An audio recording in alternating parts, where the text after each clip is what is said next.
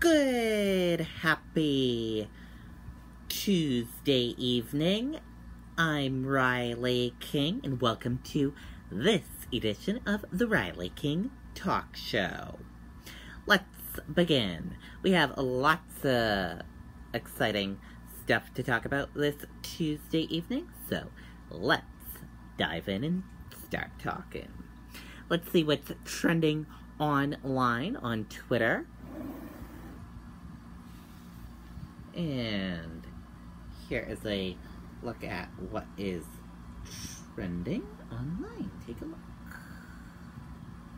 All of this right here is trending online, as you can see. And that is what is trending online. Very cool.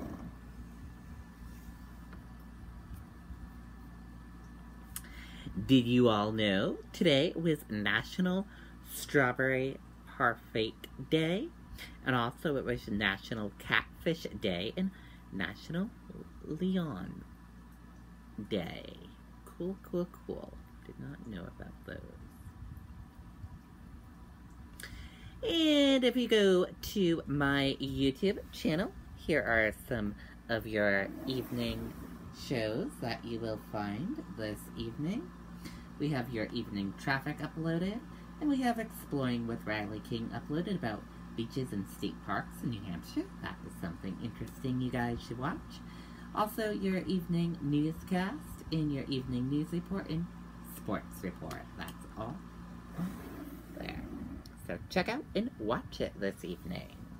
Hopefully you enjoy the evening programs that we have on the Riley King Network Facebook page. And always, don't forget, if you go on the Riley King Network Facebook page, click that like button and like the page. Let's take a listen to this video in this report that happened in New Hampshire. Driver accused in fatal motorcycle crash was involved in a Texas crash. Let's take a listen to the video.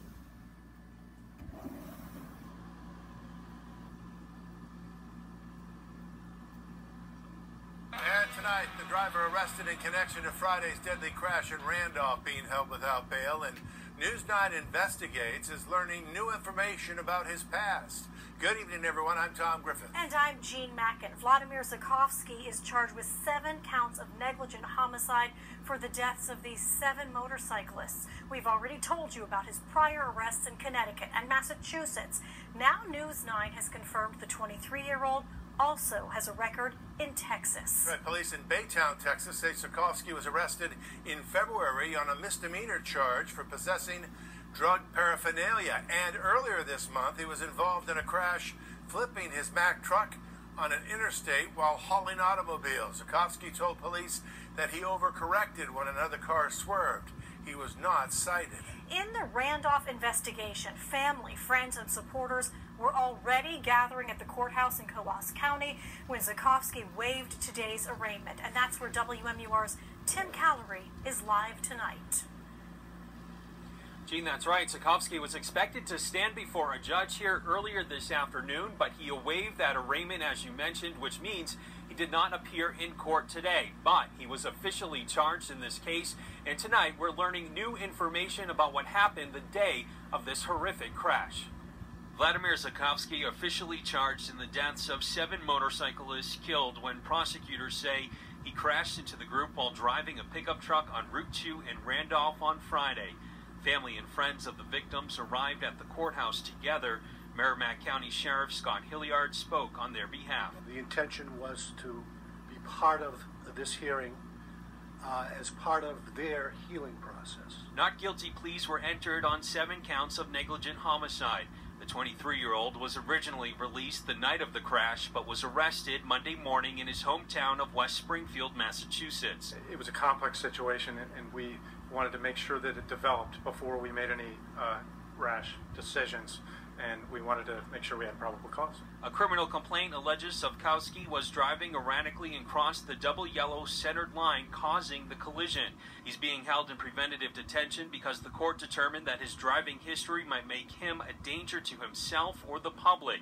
They didn't elaborate on specifics today, but News 9 has learned that he was arrested in Connecticut just last month for driving under the influence of alcohol or drugs. The prosecution says it is not ruling out further charges. As the facts and evidence come in, we'll look at every possible angle and make charging decisions based on that. And now jury selection has already been set for November 8th, with a trial starting in November or December. Reporting live in Lancaster, I'm Tim Callery, WMUR News 9. Okay, and this whole story been the big top story all week in New Hampshire. Take a look at this video.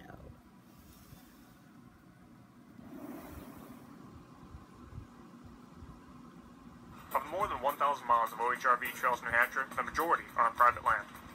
We all need your help to keep them maintained. The best way to do it is to join a club, get involved, to keep our trails open. Okay, and there you go.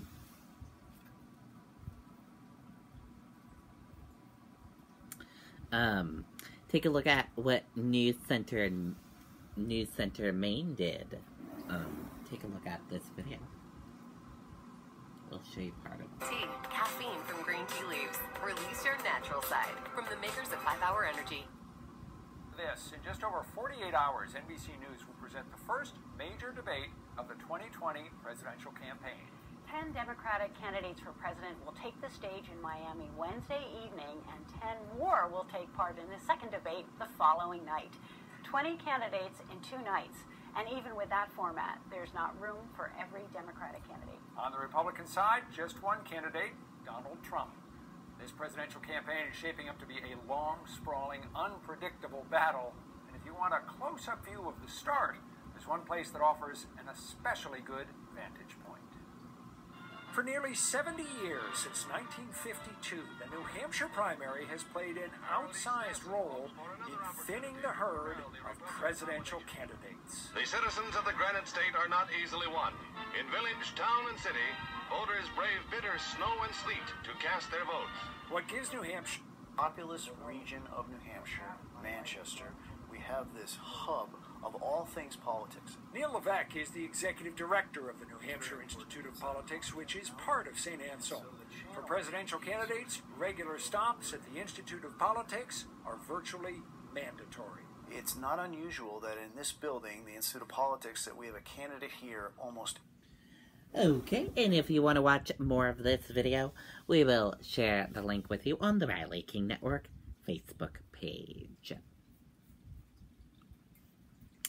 And Robin Roberts, honored with Sagar Strong Award at the 2019 NBA Awards. Congratulations to Robin Roberts. And that's gonna do it for this edition of the Riley King Talk Show right here on the Riley King Network. I hope you all enjoyed this edition of the Riley King Talk Show. And if you want to be a guest co-host for the day on the Riley King Talk Show or get interviewed by me, send me a private message on the Riley King Network Facebook page and let us know who you think we should interview. I would love to interview Nazi and Tara, and I also would love to interview Aaron Falo and Sean McDonald. Those are a couple of people that I would love to interview on the Riley King Talk Show. So, who knows? Hopefully, it will happen someday.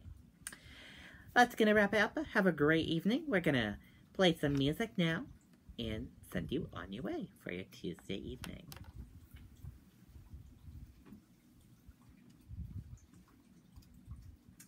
Here is Bryce Vine, La Land. I hope you all enjoy.